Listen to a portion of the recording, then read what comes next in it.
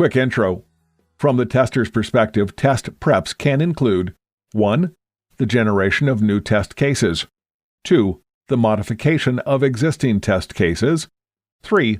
The deletion of existing test cases. Sometimes we also need to create and/or modify test automation helpers. Brain positioning. Many things that we'll be talking about will look simple in theory, but don't allow that pseudo-simplicity to mislead you. Here is an analogy using chess. It takes 20 minutes and very little brain power to understand the basic chess rules, but it takes years of practice and hundreds of actual games to become a chess master. The same is true of test methodology. It will not be hard for you to understand it, but it will take lots of practice before your theoretical understanding will turn into practical value. For a tester, test preps is the most complex, creative, and interesting activity in software testing. The final result of test preps is a set of test cases that are well geared to find bugs during test case execution. Brain positioning. The tester's job is to find and address bugs. But what if the test case execution result is pass? Does it automatically mean that the tester failed to do his job properly? No way. Imagine a fisherman who uses a net to catch fish. Even if the net is in perfect condition and it was used correctly, sometimes there are simply no fish. In a minute, you'll find that we testers must always believe that there are fish. Sorry, bugs. But the bottom line is that the net must be made well and used properly. Our net to catch bugs consists of our test cases. We weave, update the net during test preps, and use it during test execution.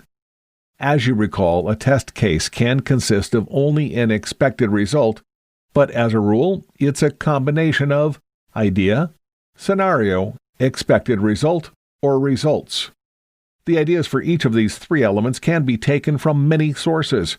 For example, specs, experience, common sense, etc. Question: what's different about testers compared to other participants of the SDLC who can also use specs, experience, common sense, etc. to generate test cases? Answer: testers are different because we possess two professional qualities: a special mental attitude towards software, special skills in finding bugs and addressing them. Let's talk about a tester's mental attitude first. The tester's mental attitude. People with different attitudes see things differently. Here is a great example. When a carpenter, a painter, and a biologist visited a forest and shared their observations, they found that the carpenter saw logs, the painter saw landscapes, the biologist saw material for an article. Let's apply this principle to software. For the user, it's an instrument to solve specific tasks or to satisfy a need. For example, to transfer money or to read the news. For the PM, it's a way to bring to life the ideas imprinted in the specs. For the programmer, it's a beloved baby. For the tester, it's a shelter for bugs. Brain positioning. The expression "software has bugs" is not a joke or an exaggeration. It's the universal cosmic law. So let's open our hearts to that law. Let's have an unquestionable belief that it's the very nature of software to be buggy and unreliable. If software seems to work, it's not normal. It means that something is wrong. We've all heard these words of wisdom. Ask and you shall receive. As a tester, we ask for bugs. By not trusting software, by searching for bugs. The less we trust software, the more bugs we find. The more bugs we find, the less we trust software. Nice cycle. The lack of trust toward software is connected with another tester's virtue, destructive thinking. We are not silent observers of this buggy substance called software. We actively find ways to demonstrate that the software is breakable. And what is the best way to show that the software is breakable? By finding bugs. You can say, wait a minute, during our previous lecture you told us about positive testing and how it must be executed first. How can positive testing coexist with destructive thinking? Here is my answer. Positive testing is a technical approach, while destructive thinking is a mental attitude. We create positive test cases to find bugs in software.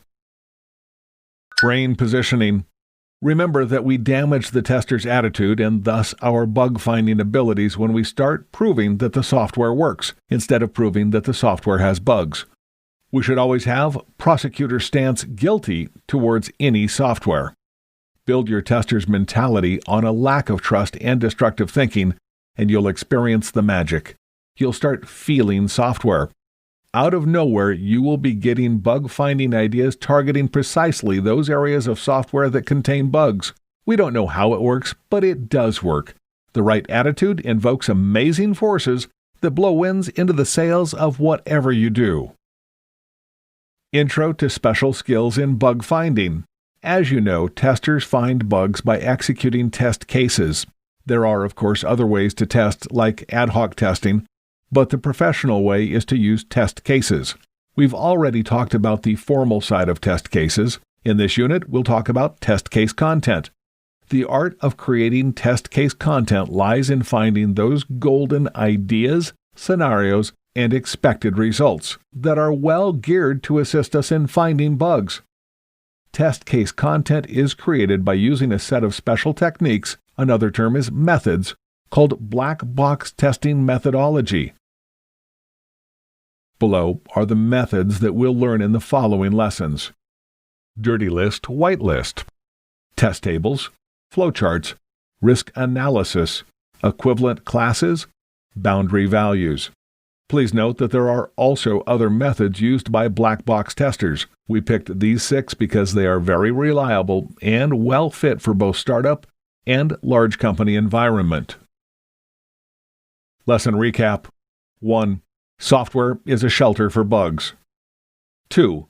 A lack of trust and a destructive attitude toward software are the foundation of an effective tester's mentality. 3. Testers ask for bugs by not trusting software and by searching for bugs. 4. It's the very nature of software to be buggy and unreliable. 5. If software seems to work, it's not normal. It means that something is wrong. 6. The right attitude invokes amazing forces that blow winds into the sails of whatever you do. 7. The art of creating test case content lies in finding those golden ideas, scenarios, expected results that are well geared to assist us in finding bugs. 8. Test case content is created by using a set of special techniques, another term is methods, called black box testing methodology.